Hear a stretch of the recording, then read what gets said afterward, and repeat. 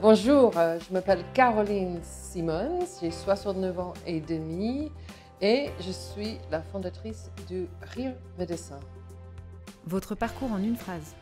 Je suis née aux États-Unis, j'ai tombé amoureuse de la France, j'ai commencé des études de médecine et puis j'ai devenu clown, acrobate, plein de choses.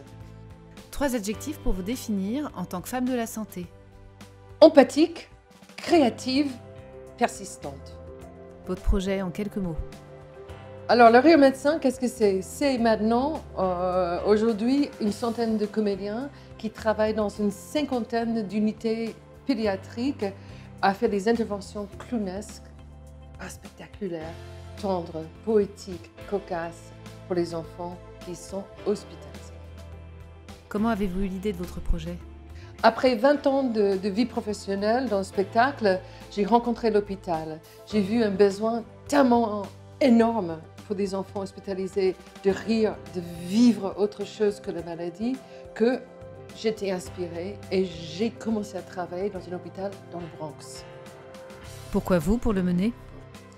J'amène ce projet parce que le silence des hôpitaux est une contrainte. Les grandes émotions dans les hôpitaux, c'est une contrainte. Il faut faire émerger la fantaisie, le bonne humeur, la tendresse, la poésie et surtout le jeu pour les enfants. Que vous apporte personnellement ce projet? Ce projet m'a apporté un tsunami de humanité. Et puis, ça m'a apporté la confiance des soignants et ça vaut de l'or. Et la santé en ce moment, vous en pensez quoi? En ce moment, on sait très bien soigner des petits humains, à la perfection même, mais on n'a plus de temps pour s'asseoir sur un lit et prendre l'enfant dans les bras qui pleure, qui est angoissé, ou de rigoler avec lui, avec son nounours. Et dans 10 ans?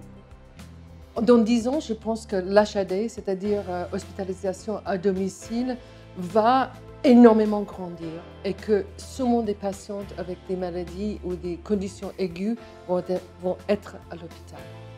Est-ce que vous voulez faire passer un message à ceux qui nous regardent? Le message que je voudrais faire passer, c'est de se marier avec des artistes à l'hôpital. À quelqu'un en particulier? J'interpelle la ministre de la Santé et de la Solidarité, le ministre de la Culture, pour qu'on s'épouse, pour que les artistes travaillent la main dans la main, le cœur dans le cœur, avec le personnel médical pour porter encore plus aux bénéficiaires. Si vous voulez voir quelqu'un répondre à ces questions, ce serait qui?